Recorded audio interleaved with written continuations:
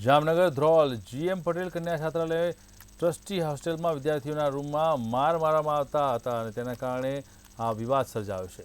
ત્યારે આ મામલાને લઈ પોલીસે જયંતિ ગરથરા વિરુદ્ધ ફરિયાદ નોંધી છે।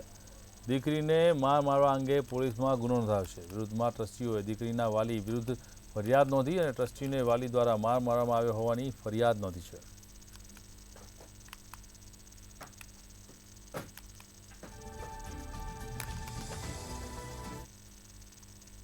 જે વિદ્યાર્થીની હતી એના વાલી માલદેવભાઈ નંદાણીયા છે, તેમજ તેની સાથે મનોજભાઈ વિમાણી વગેરે ત્યાં શાળાએ ગયેલા અને ત્યાં જે શિક્ષક હતા તેમને ઝાપટો મારેલી હતી અને તેમની સાથે બોલાચાલી થયેલી હતી।